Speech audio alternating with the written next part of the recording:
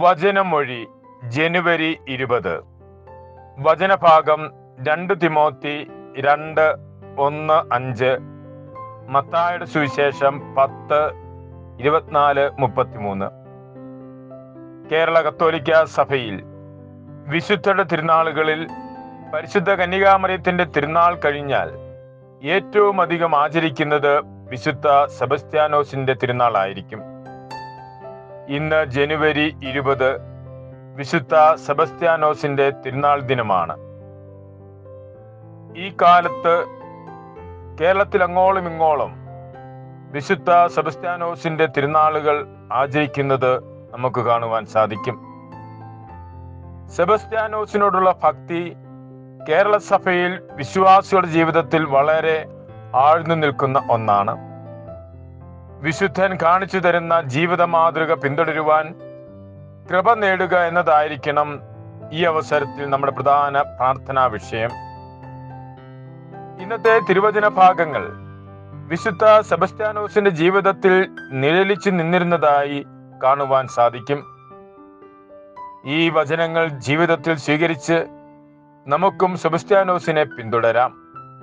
തിരുവചനം പറയുന്നു, ശരീരത്തെ കൊല്ലുകയും എന്നാൽ ആത്മാവിനെ കൊല്ലാൻ കഴിയാതിരിക്കുകയും ചെയ്യുന്നവരെ നിങ്ങൾ ഭയപ്പെടേണ്ട. വിഗ്രഹത്തിന് മുൻപിൽ ആരാധന നടത്താതെ സത്യവിശ്വാസം കാത്തു സൂക്ഷിച്ചതിനാൽ മാരകമായി കൊല്ലപ്പെട്ടെങ്കിലും ആത്മാവിന്റെ രക്ഷയാണ് വിലയേറിയത് എന്ന് ഈ തിരുവചനത്തിലൂന്നി വിശുദ്ധൻ നമ്മെ പഠിപ്പിക്കുന്നു. മനുഷ്യരുടെ മുൻപിൽ എന്നെ ഏറ്റുപറയുന്നവനെ എൻ്റെ സ്വർഗസ്ഥനായ പിതാവിന്റെ മുമ്പിൽ ഞാനും ഏറ്റുപറയും. ഈ തിരുവചനവും വിശുദ്ധ സെബസ്ത്യാനോസിന്റെ ജീവിതത്തിൽ നിറവേറുന്നത് കാണാം. സെബസ്ത്യാനോസ് മിശിഹായുടെ നാമത്തിനു വേണ്ടി ജീവൻ നൽകി. മിശിഹ ദൈവസന്നിധിയിൽ അദ്ദേഹത്തെ മഹത്വപ്പെടുത്തി. മിശിഹായുടെ നാമത്തെ മഹത്വപ്പെടുത്തുന്നവനെ മിശിഹായും മഹത്വപ്പെടുത്തും. ഇന്നത്തെ ലേഖന ഭാഗത്ത് പൗലോസ്ലീഹ നൽകുന്ന ഉപദേശവും ഈശോ മിശിഹായുടെ നല്ല പടയാളിയെ പോലെ സഹനങ്ങളിൽ പങ്കുചേരുക എന്നതാണ്. അക്ഷരാർത്ഥത്തിൽ ഈ വചനവും സെബസ്ത്യാനോസിൽ പൂർത്തിയായി.